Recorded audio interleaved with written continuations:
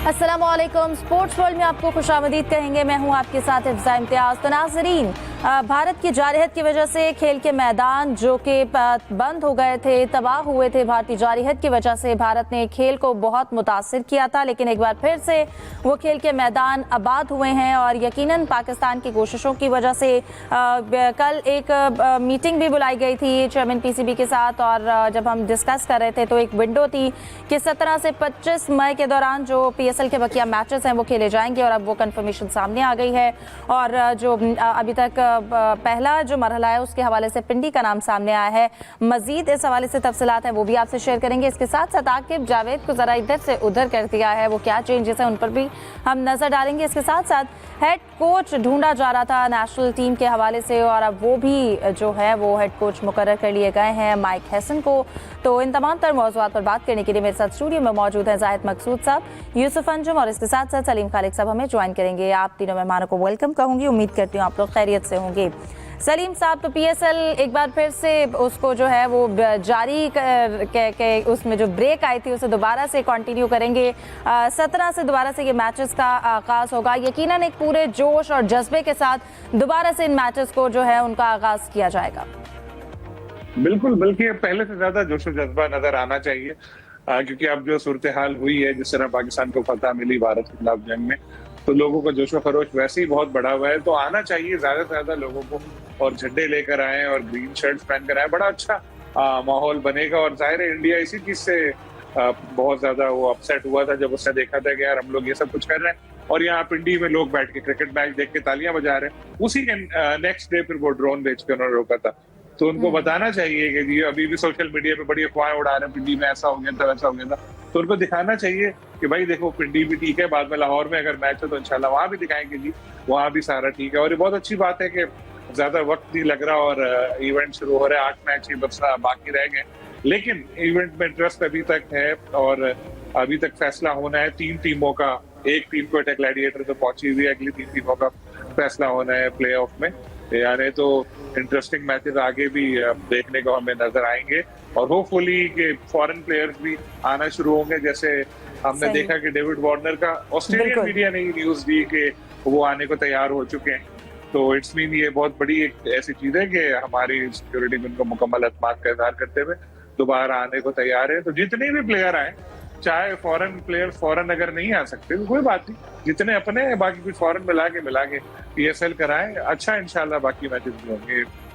बिल्कुल जाहिद साहब, यकीनन इंडिया की जानिब से हर तरह से फॉल्स प्रोपेगेंडा किया गया। पहले मैचेस जो थे वो मुतासर करने की कोशिश की गई, बल्कि ना सिर्फ फिर पीएसएल मुतासर हुआ बल्कि आईपीएल भी मुतासर हुआ। लेकिन एक बार फिर से मैदान जो है वो अब आबाद होने वाले हैं। और फिर एक ये भी जो दावा किया जा रहा था झूठ पर मबनी के जी फॉरेन प्लेयर्स हैं वो टीम को ज्वाइन नहीं करेंगे, लेकिन फिर डेरिल मिचेल का बयान भी सामने आया हमारे। देखें हिफ्ज़ा, ज़ाहिर है ये तो क्योंकि भारतीय जारहियत ने ना सिर्फ नुकसान पहुंचाया पीएसएल को, बल्कि उनको आईपीएल भी बंद करना पड़ी। और हालांकि ये सब जानते हैं कि आईपीएल ज़्यादा लुब्रिकेटेड है, ज़्यादा मुआवजे दिए जाते हैं। 16 मैचेस रहते हैं आईपीएल के, पीएसएल के तो सिर्फ 8 मैचेस हैं। अब शिद्दत से इंतज़ार था कि क्या ये बाहर होगी लीग या यहाँ पे होगी, तो इसका ऐलान भी कर दिया। मोहसिन नकवी साहब ने सुबह ट्वीट भी किया इस सिलसिले में। और सेकंड राउंड के जो मैचेस हैं वो लाहौर में होंगे या रावलपिंडी में, वो अभी तक इसकी तफसीलात आना बाकी हैं। लेकिन यकीनी तौर पर क्योंकि अभी तक ना 4 मैचेस बाकी हैं, बाकी तो तकरीबन क्लियर हो चुके हैं। कोयटा ग्लैडिएटर जो है टॉप पे है, नंबर 1 पे है, एक मैच बाकी है। 2 टीमें ऐसी हैं जिनके 2-2 मैचेस हैं, पेशावर ज़ल्मी के और कराची किंग्स के। और जैसा डेविड वार्नर ने कह दिया कि मैं आऊँगा, तो यकीनी तौर पर अब ये सारा इन्हिसार करता है कि किस टीम का जो कम्बिनेशन बन चुका था क्या वो बरकरार रहेगा। क्योंकि एक दफ़ा टेम्पो टूट जाए तो टेम्पो बनाते बनाते उस पर टाइम लगता है। और अब जो है पेशावर ज़ल्मी की टीम, उसमें जो है मिचेल ओवन हैं, ब्रियांट हैं, अल्जारी जोसेफ हैं, या उनके गैर मुल्की जितने भी खिलाड़ी हैं, क्या वो हैं। नाहिद राना बांग्लादेश के उस वक्त आ चुके थे यहाँ पे, और वो आते हैं या नहीं आते, तो एक मुतासर ज़रूर रहेगी टीमों की जो है प्लेइंग 11 है। और अब चांस है ज़ल्मी के पास, क्योंकि 2 मैचेस हैं। अगर पहला मैच जीत जाती है पेशावर ज़ल्मी तो लाहौर को दूसरा मैच हर हाल में जीतना होगा। एक दिलचस्प सूरत हाल होगी, क्योंकि कोयटा ग्लैडिएटर तो अपनी जगह पक्की कर चुकी है। लेकिन एक खुश शायद बात है कि PSL दोबारा हो रही है, और आज तो PCB के हवाले से या पाकिस्तान क्रिकेट के अलावा से बहुत बड़ा दिन था। मुख्तलिफ मौज़ूआत पे आप बात भी करेंगे कि PSL ना सिर्फ PSL खेली जा रही है, बाकी भी तमाम अमूर जो है तय भी किए जा रहे हैं और बहुत सी चेंजेस भी आ चुकी हैं। बिल्कुल, सबसे पहले इन चेंजेस पर जाने से पहले यूसुफ, मैं आपका भी कमेंट लेना चाहूँगी कि यकीनन अभी ये देखना है कि जो एक प्रॉपर टीम्स थी फॉरेन प्लेयर्स के साथ वो तमाम वापस आएंगे, उसमें से चंद एक इस चीज़ पे अभी तरह जो है वो पिक्चर अभी क्लियर नहीं है, लेकिन कुछ खिलाड़ी ऐसे हैं जिनकी तरफ से एक उम्मीद है और कंफर्मेशन है कि ये लोग वापस आ रहे हैं। और अगेन वही बात है कि ब्रेक के बाद PSL जो है स्टार्ट होगा, लेट्स सी कि परफॉर्मेंस जैसे उनकी पहले थी उसी तरह से होती है या उससे बेहतर भी हो सकती है। देखें इफ्जा, दो इश्यूज़ हैं गैर मुल्की खिलाड़ियों की वापसी के हवाले से। एक तो ये कि 18 मई पहले हमने रखी थी डेडलाइन फाइनल की, और उसी को देखते हुए जो होम बोर्ड जो उन्होंने इन खिलाड़ियों को लीग खेलने का NOC दिया था। अब हमारी जो डेडलाइन है वो यकीन जो फाइनल है वो 25 मई को खेला जाएगा, उसमें 7 दिन का मज़ीद यकीन के ताख़ीर हुई है। तो अब देखना ये है कि होम बोर्ड की जानब से दोबारा उन खिलाड़ियों को NOC किस किस को मिलता है। इसके साथ दूसरा जो अहम इशू है, खिलाड़ी तो आना चाहते हैं पाकिस्तान में क्योंकि यहाँ उनको बहुत ज़्यादा प्यार मिलता है, इज़्ज़त मिलती है, लेकिन जो खिलाड़ियों के अहल खाना है वो थोड़े से कंसर्न यकीनी तौर पर हैं कि पाकिस्तान में दोबारा जाया जाए या नहीं जाया जाए, क्योंकि आपको पता है कि जो गोरे होते हैं वो ज़रा थोड़े से इन चीज़ों से अवॉइड करने की कोशिश करते हैं जहाँ पर इस किस्म के हालात हों। लेकिन पाकिस्तान में अल्हम्दुलिल्लाह कभी भी ऐसे हालात नहीं रहे कि किसी भी खिलाड़ी को यहाँ पर कोई तकलीफ़ हो। इसलिए कोशिश जो फ्रेंचाइज़ी है वो यही कर रहे हैं कि ज़्यादा से ज़्यादा खिलाड़ियों को यकीनी बनाया जाए यहाँ पर आना। मैं ये कंफर्म कर सकता हूँ कि अगर 4 खिलाड़ी प्लेइंग 11 में नहीं होंगे तो कम से कम हर टीम में 2-2 खिलाड़ी तो ज़रूर उसमें प्लेइंग 11 में आपको खेलते हुए नज़र आएंगे। इस इशू पर बात भी हुई PCB के इजलास में और जो स्टेक होल्डर थे तमाम के साथ, लेकिन फ्रेंचाइज़र की पूरी कोशिश है कि जो गैर मुल्की खिलाड़ी अभी तक नहीं है, जिनकी तरफ से अभी तस्दीक होना बाकी है, उनको भी किसी तौर पर यहाँ पर लाया जाए, क्योंकि ये हुस्न है पाकिस्तान क्रिकेट बोर्ड का कि यहाँ पर गैर मुल्की खिलाड़ी भी आते हैं, मुल्की खिलाड़ी भी यहाँ पर आते हैं, और टीमें भी यकीनी तौर पर चाहेंगी क्योंकि अब फाइनल राउंड शुरू होने वाला है PSL का। तो हर टीम की ख्वाहिश है कि वो ये टाइटल अपने नाम करे। सिर्फ मुल्तान सुल्तान की टीम ऐसी है जिसने लिख कर दे दिया कि वो उनको गैर मुल्की खिलाड़ियों को बुलाने की ज़रूरत नहीं है, वो मुल्की खिलाड़ियों के साथ ही अपना जो एक मैच उनका कोयटा के साथ रहता है उसमें हिस्सा लेंगे। बाकी खिलाड़ी कोशिश कर रहे हैं, टीमें कोशिश कर रही हैं कि यहाँ पर गैर मुल्की खिलाड़ी भी खेलते हुए नजर आए। जिस तरह पहले यहाँ पर रौनक आबाद थी, बिल्कुल उसी तरह दोबारा से हंगामा यहाँ पर बरपा हो। सही। इसके साथ साथ आज क्योंकि हमने देखा, जाहिद साहब ने भी जिक्र किया कि आज पाकिस्तान क्रिकेट में बड़े बड़े फैसले हुए हैं, कुछ तकर्रुर और तबादले भी हुए हैं, उन पर भी बात करते हैं। सलीम साहब, आपकी जानिब आना चाहूँगी। आकिब जावेद को डायरेक्टर हाई परफॉर्मेंस सेंटर मुकर्रर कर दिया गया है, आप उनकी इस नई जिम्मेदारी के हवाले से क्या कहेंगे? वो इंसाफ कर पाएंगे? देखिए, पाकिस्तान में अमूमन ऐसे ही होता है कि जो डिसीजन सामने आते हैं वो कई माह पहले मीडिया को पता चल चुके होते हैं और सोशल मीडिया और इधर रीजन बन चुके होते हैं। आकिब जावेद को इनफैक्ट लाया गया ही इसीलिए था, हाई परफॉर्मेंस का उनको डायरेक्टर बनाया जाए। जब लाहौर कलंदर उन्होंने छोड़ी थी तो उन्होंने यही बात बोली थी कि जी मैं as a director high performance centre PCB में जा रहा हूँ। लेकिन फिर एक कोचेस वाला काम हुआ और किस तरह हुआ उसमें आकिब साहब का भी किरदार था कि उन्होंने कोचेस के बारे में ऐसी रिपोर्टें वगैरह दी। क्या हुआ कि वो खुद आ गए जैसे पहले मिसबा के साथ हुआ था, और जो टीम का तिया पांचा किया, हशर नशर किया कौमी टीम का, तो उसका होना ये चाहिए था कि उनको बिल्कुल ही घर भेज दिया जाते। लेकिन PCB अपने साबका फैसले पर कायम रहा कि नहीं, आकिब को डायरेक्टर हाई परफॉर्मेंस बनाना चाहिए। देखिए, ये एक लो प्रोफाइल जॉब है, यहाँ पर ऐसा नहीं होगा कि हर वक्त उनके ऊपर मीडिया की नजरें रहेंगी या कुछ होगा। यहाँ पर तो वो सरवाइव कर जाएंगे, उनको शायद सूट भी यही काम करता है। लेकिन एज अ कोच तो वो बुरी तरह नाकाम रहे थे। PCB की जो मौजूदा इंतजामिया है, इसकी ये खासियत है कि किसी को निकालते नहीं है या बहुत कम लोगों को निकालते हैं। जैसे फॉरेन कोचेस को चले हम इसमें नहीं लाते, जैसे वहाब रियाज ने जो वर्ल्ड कप हुआ था US में और वेस्ट इंडीज में, हम तो US से ही वापस आ गए थे, तो उस वक्त उन्होंने टीम के साथ क्या किया था, वो सिलेक्टर थे, क्या टीम का असर हुआ, वहां वो गए थे, कितना उनके ऊपर क्रिटिसिज्म आया था, लेकिन जॉब से वो नहीं हटे। मुख्तलिफ जिम्मेदारियां उनको मिलती रहती और अब भी वो बरकरार हैं।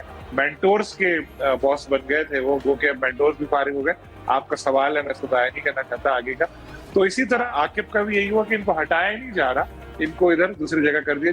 बिल्कुल इसी तरह जैसे चैंपियंस ट्रॉफी में टीम खराब खेली थी तो कहा गया था कि चेंजेस की गई हैं, T20 वाले प्लेयर्स को इधर कर दिया, इधर वालों को उधर कर दिया, वनडे वालों को फिर कहा देखो हमने टीम बदल दी। तो इसी तरह यही हुआ है कि कहा कहने को तो ये कहा जा रहा है कि जी आकिब को वहां से अबूरी कोच के ओहदे से हटा दिया। एक तो अबूरी भी पता नहीं कितने अरसे तक वो रहे, लेकिन अब जो माइक है इस्लामाबाद यूनाइटेड के साथ काफी अरसे से वो वाबस्ता रहे हैं, अच्छे कोच हैं। इस इवेंट में भी उनकी टीम ने अच्छा आगाज लिया, 5 मैचेस जीते, उसके बाद 4 लगातार हारे। डाटा पर उनका ज्यादा इन्हिसार होता है कि जी इस प्लेयर्स के ये स्टैट है, ग्राउंड का ऐसा है, वहाँ का ऐसा है।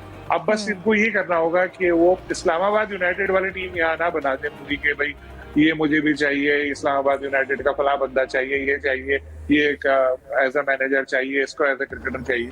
ये फैसले पीसीबी पे ही वो छोड़े तो होपफुली आगे जाकर माइक हसन अपनी जिम्मेदारियों को कैसे निभाते हैं इस पर हवाले से भी कमेंट लेंगे, लेकिन जाहिद साहब सबसे पहले आप जो आकिब जावेद के हवाले से उनको जो नई जिम्मेदारी मिली है, आप उस हवाले से क्या कहेंगे?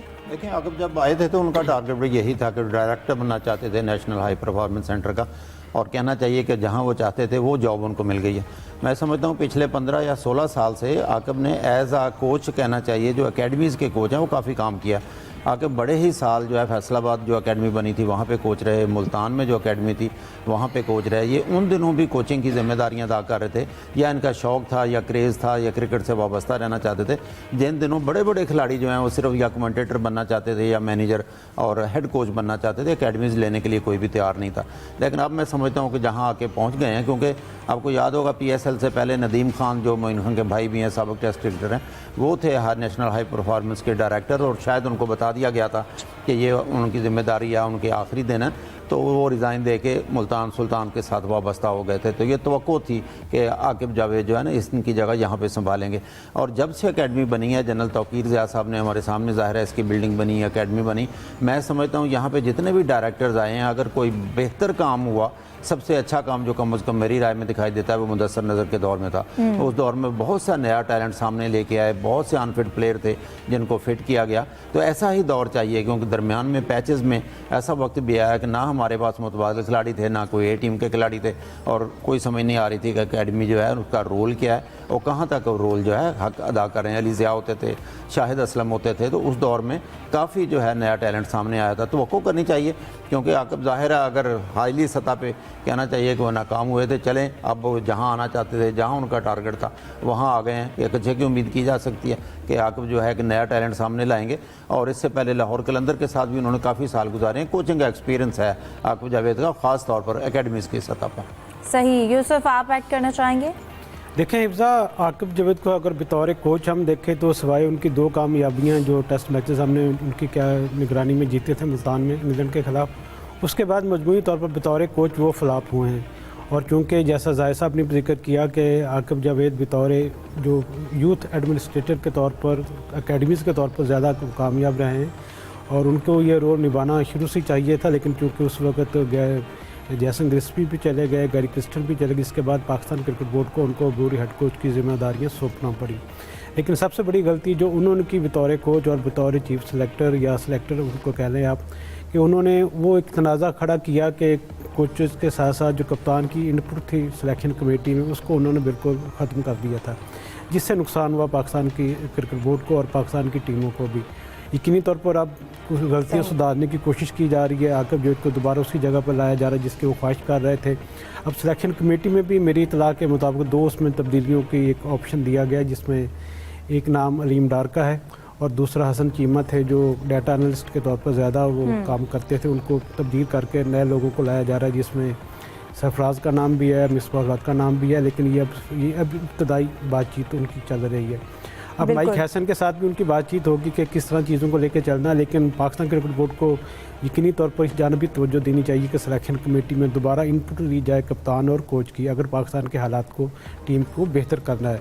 ठीक है, अगर सेलेक्टर ये समझते हैं कि उनके पास अख्तियार होना चाहिए 15 रुकनी स्क्वाड का इंतखाब करने का, तो उसके बाद कम से कम जो प्लेइंग 11 का अख्तियार वो यकीनी तौर पर कप्तान और कोच के पास होना चाहिए, वो सिलेक्ट करें। ये नहीं हो गए साथ एक सिलेक्टर चला जाए वहाँ पर, वो भी टूर करे और अपनी टीम को कंडीशन के मुताबिक ये कह दिए 11 रुकनी प्लेयर है या आप ये खिलाएँ। इससे गलतियाँ यकीनी तौर पर माजी में भी होंगी और आइंदा भी होंगी, अगर पाकिस्तान क्रिकेट बोर्ड इस सिलसिले को, इस पॉलिसी को तब्दील नहीं करेगा तो। जाहिद साहब, जैसा कि हम माइक हसन के हवाले से भी जिक्र किया, अभी अगर हम पीएसएल की बात करें तो हम इस्लामाबाद यूनाइटेड के इस वक्त वो कोच हैं।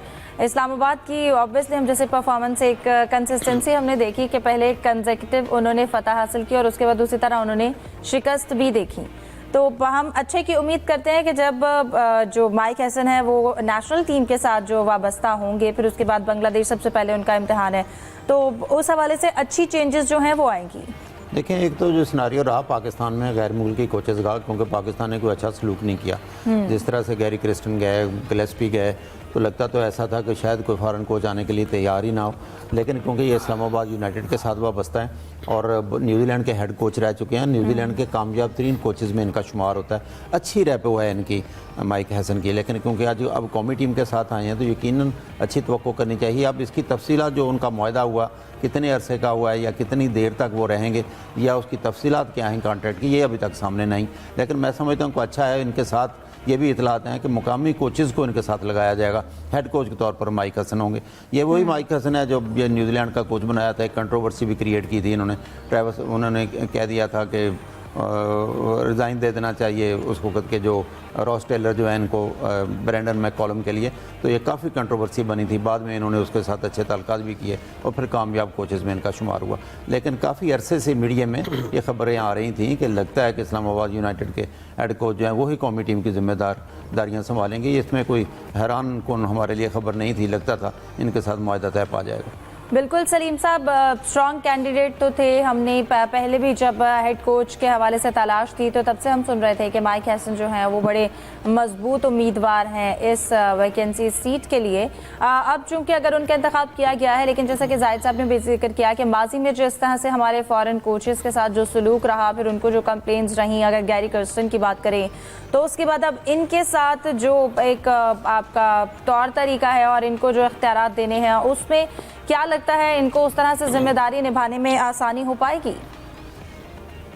मेरे इत्तलात के मुताबिक पहले थोड़ा सा ये इसी वजह से हिचकिचाहट का शिकार थे कि कुछ शराइत इन्होंने सामने रखी थी पीसीबी के जी के सिलेक्शन में इख्तियार होना चाहिए, मेरी मर्जी की जो टीम है वो होनी चाहिए। टीम क्रिकेटर्स की बात नहीं कर रहा, मतलब जैसे ये मैनेजर और कुछ जैसे असिस्टेंट कोच और इस तरह के कुछ लोग, क्योंकि देखें जो बंदा आता है उसकी कोशिश होती है कि अपने लोग लेकर आए।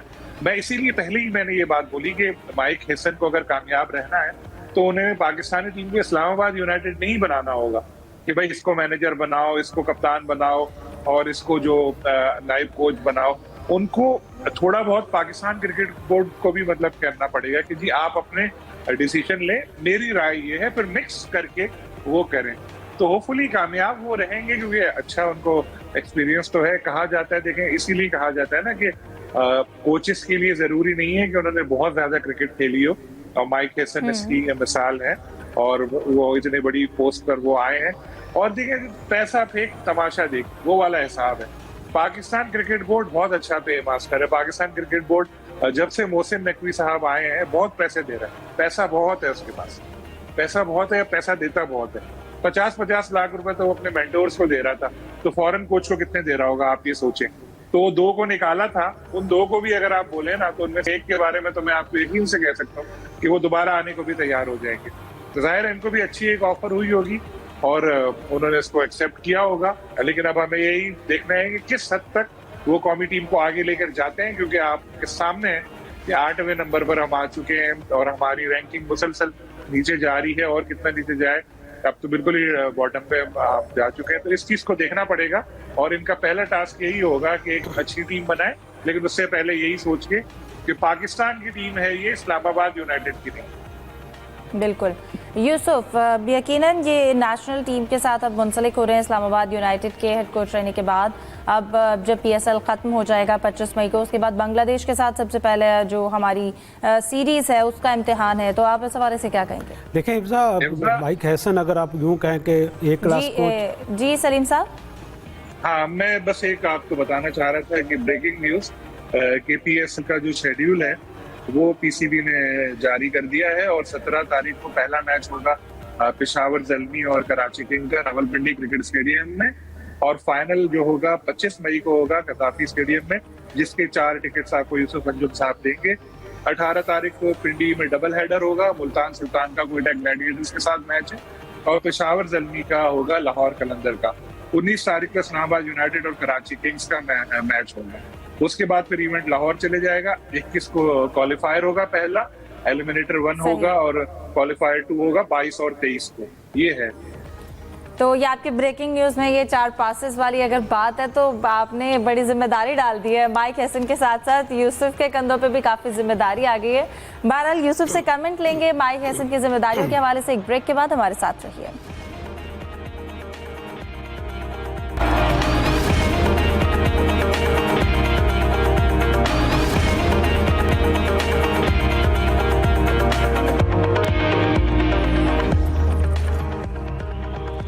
Welcome back. तो HBL PSL के लिए आपको बताएं कि PCB ने लीग का नया शेड्यूल जारी कर दिया है और कराची किंग्स और पेशावर ज़ल्मी का मैच 17 मई को रावलपिंडी में होगा।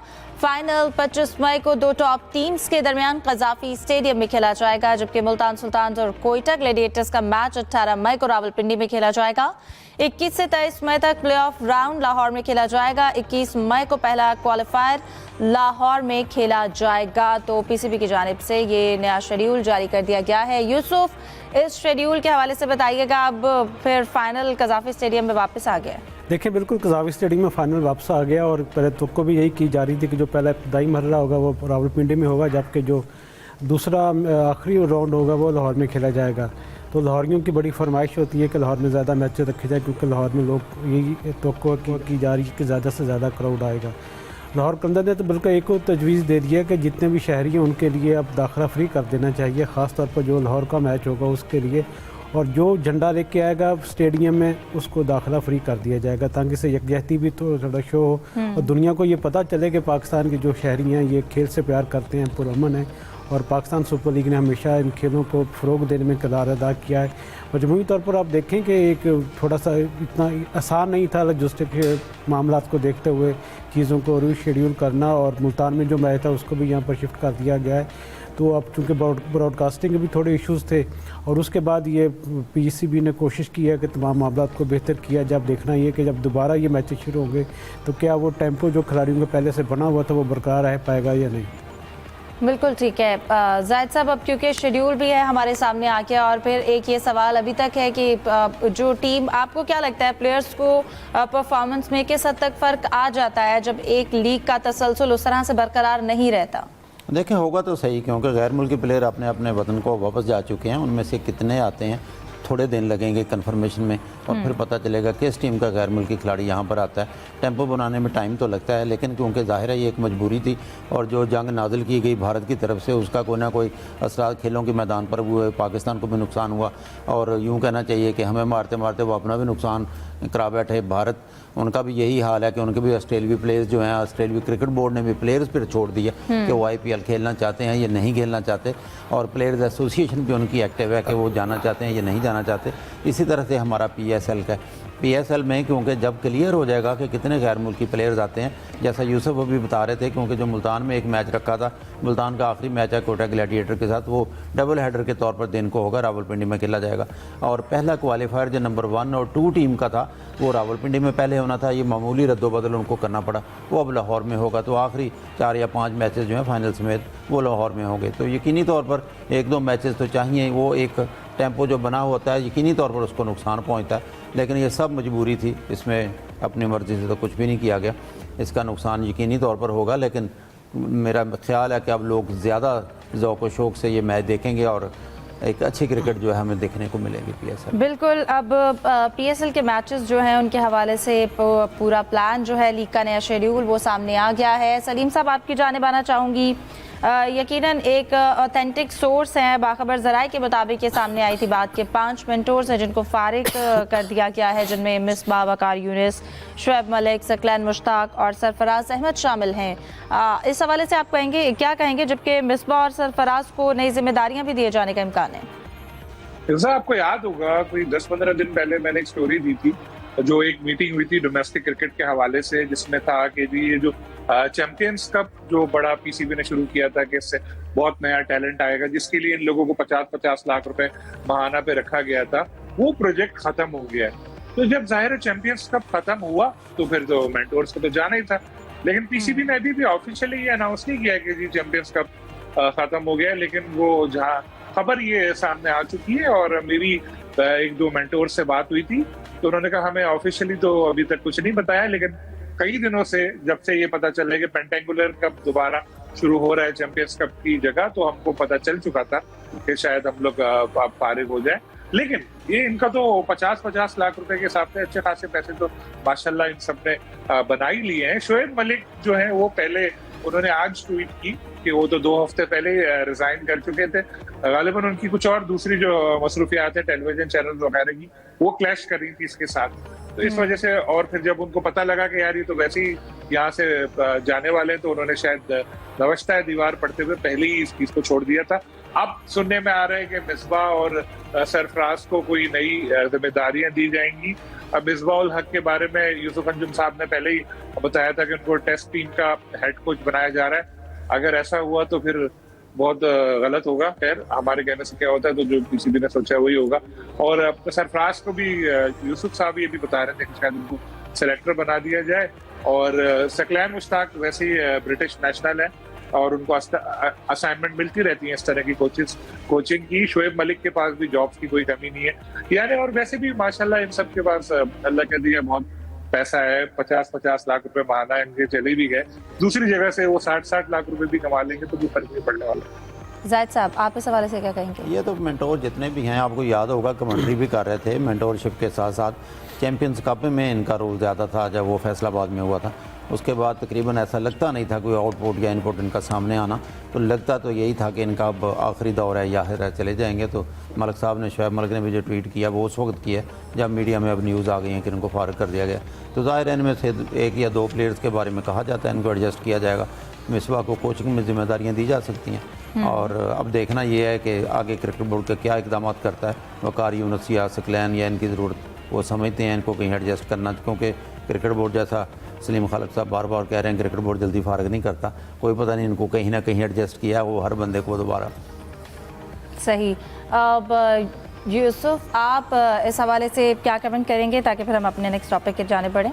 देखें इफ्जा, जो भी चेयरमैन आता है वो चीज़ों को थोड़ा फाइन ट्यून करने की कोशिश करता है, नए नए आइडियाज़ लेके आता है। और उस वक्त भी एक कहा जा रहा था कि ये जो मेंटोर्स को लाने का फ़ैसला है बिल्कुल पाकिस्तान क्रिकेट के लिए ज़्यादा अच्छा नहीं होगा, लेकिन चेयरमैन पीएसबी मोहसिन नकवी ने, उनके जो मुशीर थे, उन्होंने कहा कि ये सबसे बेहतर ऑप्शन होगा कि नया आइडिया हम फ्लोट करें और इसमें लोगों को साथ रखा जाए। इसका मतलब ये भी था कि ना सिर्फ इनकी जो तजर्बा है, महारत, उससे फ़ायदा उठाया जाए, बल्कि हमारे पास कुछ ऐसे लोग भी हों जो पीसीबी की पॉलिसियों पर कम से कम तनकीद करने से बाज रहेंगे। और ये थोड़ा इशू था जिसकी वजह से चीज़ों को सामने लाया गया, लेकिन ये टोटल गलत फ़ैसला था। और अच्छी बात है कि पाकिस्तान क्रिकेट बोर्ड को जल्द ही एहसास होगा, क्योंकि आपको याद होगा कि अगस्त के आखिरी हफ्ते में इनको 3 साल के लिए कॉन्ट्रैक्ट दिया गया था, जिसमें 50 लाख की फिगर मीडिया में आई पाकिस्तान क्रिकेट बोर्ड की जानब से, ना कभी इसकी तरदीद की गई ना कभी तस्दीक की। इसका मतलब ये था कि जो चीज़ें सामने आ रही हैं, रिपोर्ट हो रही हैं, वो बिल्कुल ठीक है। और 1-2 मौके पर तो शोएब मलिक ने भी एतराफ़ किया था कि हाँ, जितनी आप फिगर लोग बता रहे हैं मीडिया में आ रही हैं, वो कटा के इससे कुछ पैसे कम हमें ज़रूर मिलते हैं, लेकिन ये वो पैसे नहीं हैं जो पाकिस्तान क्रिकेट बोर्ड गैर मुल्की गोरे चमड़ी वालों को वो पेमेंट उसकी करता है। हमारी खिदमत है पाकिस्तान क्रिकेट के लिए, हम यकीनी तौर पर इसका मुआवजा भी अच्छा मिलना चाहिए ताकि हम अच्छे तरीके से काम कर सकें। तकरीबन कोई 22.5 करोड़ रुपए का टीका लगवाने के बाद पाकिस्तान क्रिकेट बोर्ड को ये ख्याल आया, होश आया कि ये हमारा फ़ैसला गलत था। और जिस तरह अब ये भी बताया जा रहा है क्योंकि इनका अभी 1 साल का कॉन्ट्रैक्ट है वो पूरा होना बाकी है, अभी 9 माह हुए, तो इनको 3-3 माह की तकरीबन और या 4 माह की और तनख्वाह, यानी कि अगर 50 करोड़ लाख इनकी तनख्वाह वाकई है तो इनको 2-2 करोड़ रुपये और भी इनको दिए जाएंगे ताकि इनको बाइज़्ज़त तरीके के साथ इनको रुखसत किया जा सके। अब रही बात कि इनको किस किस को दोबारा मौका मिलता है, उसमें पहले भी जिक्र हुआ कि मिसबा और सरफराज अहमद इनका नाम है, जिनको या तो सिलेक्टर बनाया जाएगा या फिर कोचिंग में किसी न किसी तौर पर जिम्मेदारियाँ इनको सौंपी जाएंगी। सही। जायद साहब, मैं आपकी जानिब आना चाहूँगी। अब चूँकि PSL भी 17 से जो है वो स्टार्ट हो रहा है, उसके बाद जो IPL भी रोक दिया गया था, उसके भी बकिया मैचेस जो हैं वो 17 मई से जो है वो उनका भी आगाज़ हो रहा है। लेकिन IPL का मैच जिस तरह से रोका गया था, मिचेल स्टार्क की अहलिया और ऑस्ट्रेलियन वुमेन टीम की कप्तान एलिसा हेले ने पाकिस्तानी फ़ौज के हमले, जो जवाबी हमला था, उससे वहाँ पर जिस तरह से पैदा सूरत हाल हुई और उन्होंने जिस तरह से वो मंजर कशी की, आप क्या बताएंगे? एलिजा हेले ने देखें एक पॉडकास्ट में इंटरव्यू दिया बड़ा तफसीली, और वो पढ़कर नज़र आता है कि किस तरह से वहाँ गैर यकीनी की सूरत हाल थी, क्योंकि सब जानते हैं, पूरी कौम को पता है, बल्कि अब तो दुनिया को पता है कि इंडिया ने पाकिस्तान पे जंग नाजिल की थी। 3 या 4 दिन पाकिस्तानी फ़ौज और पाकिस्तान की हुकूमत ये देखती रही कि कब तक अगर आलमी ताकतें इसमें आती हैं और ये कार्रवाई रुक जाती है। लेकिन मजबूरन जब आपको याद होगा कि पाकिस्तान की 4 एयरबेस पर अटैक किए गए, तो उस दिन पाकिस्तान ने जवाबी हमला किया। तो धर्मशाला का जो मैच जो है उस वक्त जारी था, 11वें ओवर का खेल था, जो कि अलीज़ा का आपने जिक्र किया, अलीका जो कि मिचेल स्टार्क उनके फास्ट बॉलर हैं, अलीज़ा क्योंकि उनकी विमेन टीम की कप्तान है, वो कहती हैं जब अचानक लाइट्स बंद हुई हैं तो हमें गाइड करने वाला या वहाँ पे कोई नहीं था। एक पैनिक की सूरत हाल थी कि हमारे पास जो एक फैमिली बैठी हुई थी वो भी भागी आई, अपने बच्चों को लेकर बाहर निकल गई।